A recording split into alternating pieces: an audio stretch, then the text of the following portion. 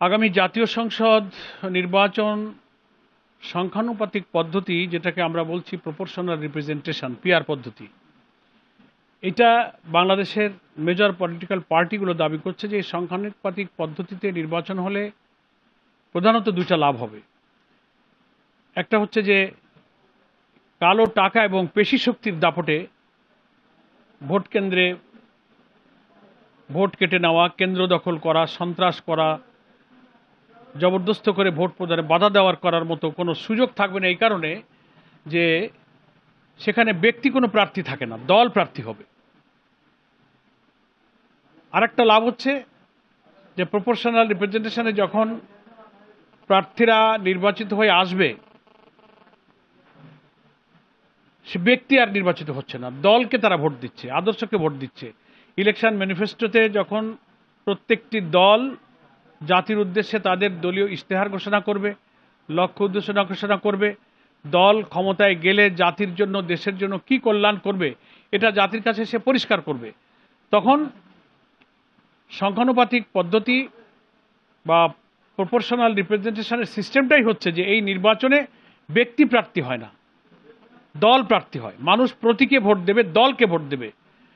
তারপরে total vote গণনার পর according to ratio of total vote, বাংলাদেশের 300 আসনের পার্লামেন্টের রেশিও অনুযায়ী ওই নির্বাচনে সে কত ভোট পেল তার শতকরা হারে ওই আসন সংখ্যা তখন ভাগ হবে।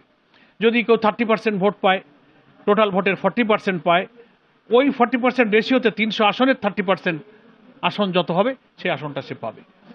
তো যখন নির্বাচন শেষে ভোটের আনুপাতিক হারে নির্বাচন কমিশন বলবে যে এই প্রতীকে এই দল টোটাল ভোটের এত % ভোট পেয়েছে, তাহলে 300 আসনের এত % সিট ওই দল পাবে, তখন দল উইল ডমিনেট। দল তার প্রার্থীদেরকে ঠিক করে দেবে, ঠিক আছে আমার 30টা সিট আমি পাবো, এই 30 জন আমার এমপি, তার তালিকা প্রত্যেকটি দল ইলেকশন কমিশনে দিয়ে দেবে।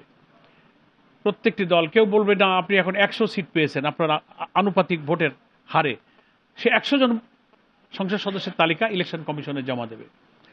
তো লাভ হবে কি, দল যখন আনুপাতিক হারে ভোটের সংখ্যা পাওয়ার পরে দলের কেন্দ্রীয় কমান্ড তার দলের নির্বাচনে প্রার্থীদেরকে মনোনয়ন দিচ্ছে, তখন দল দক্ষ, যোগ্য, ক্যারিয়ার এবং কোয়ালিফিকেশন দেখে একটা রিচ পার্লামেন্ট করার জন্য দক্ষ লোকদেরকে তারা পার্লামেন্টে পাঠাতে পারবে।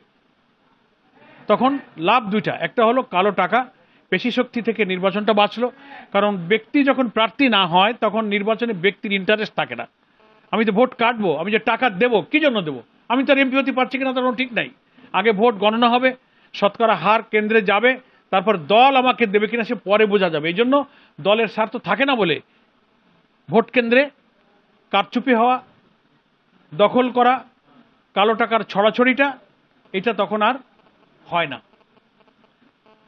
আর পার্লামেন্টে একটা উন্নত, সমৃদ্ধ, একটা দক্ষ তখন পার্লামেন্টারে যেতে পারে, একটা রিচ পার্লামেন্ট তখন হয়। এই কারণে আমরা দাবি করেছি, এনসিপি দাবি করেছে, ইসলামী দলগুলো দাবি করেছে, ছোট বড় সবাই বলেছে যে এই প্রপোর্শনাল রিপ্রেজেন্টেশনের পদ্ধতিতে আমাদের ভোট দিতে হবে। তো আমরা সরকারের কাছে অনুরোধ জানাবো যে একটা দুইটা দল যদি ভিন্ন মত করেও, তো মেজর পলিটিক্যাল পার্টি যেটা বলছে, একটা দলকে খুশি করার জন্য এত বড় একটা চমৎকার পদ্ধতি, যে পদ্ধতিতে আসলে সংসদ অভিজ্ঞ লোকদের দ্বারা পরিচালিত হবে, কালো টাকা, পেশি শক্তি, মস্তানি, ভোট কাটার এই দুর্ভোগ থেকে এই জাতি বাঁচতে পারবে, এই পদ্ধতিটা মেনে নিয়ে পিআর পদ্ধতিতেই নির্বাচনটা দেওয়া উচিত। নির্বাচনের আগে সরকারের প্রয়োজনে সে সকল দলকে নিয়ে এটা নিয়ে আবার আলোচনা করতে পারে, সময় তো আছে। এটাই আমি আমার দলের পক্ষ থেকে দাবি করেছি।